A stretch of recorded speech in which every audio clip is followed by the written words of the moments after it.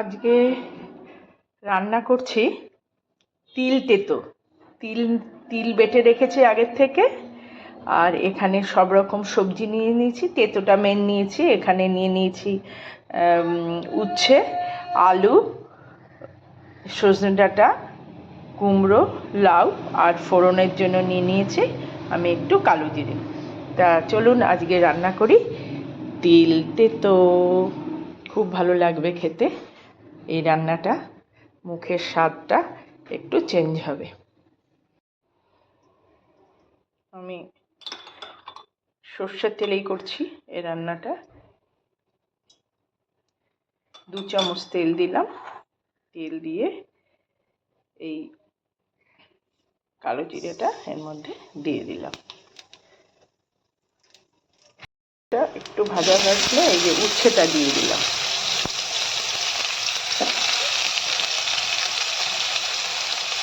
উচ্ছেটা দিয়ে সব সবজি এবার এর মধ্যে আস্তে আস্তে আস্তে দিয়ে দেবো।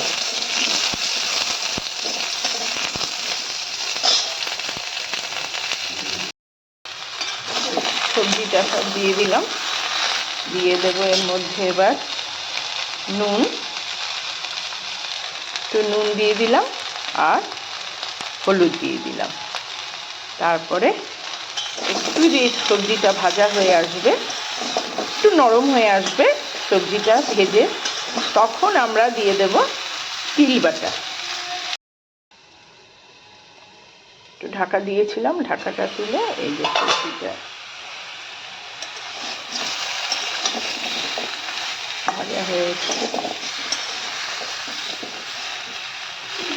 নাড়াচাড়া করে এই দিয়ে দিলাম তিল বাটাটা। সবজি সেদ্ধ হওয়ার জন্য একটু এর মধ্যে কিন্তু জল অ্যাড করতে হবে।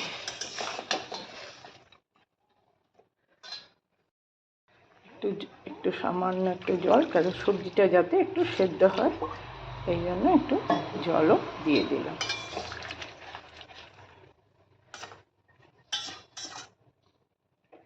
নামাবার আগে যদি প্রয়োজন মনে করেন, যদি আপনাদের ইচ্ছা হয়, তাহলে একটু চিনি দিয়ে নামিয়ে ফেলবেন। ব্যাস হয়ে গেল আজকে আমাদের তিল তেতো রান্না।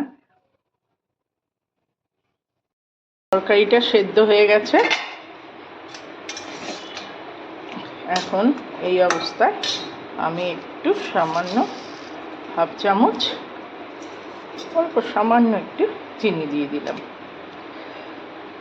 আপনারা চিনিটা স্কিপও করতে পারেন।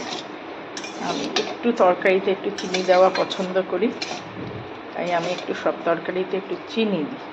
ব্যাস এই অবস্থায় আমি আমার এই তিল তেতো আমার কমপ্লিট। এই দেখুন, এটা এরকম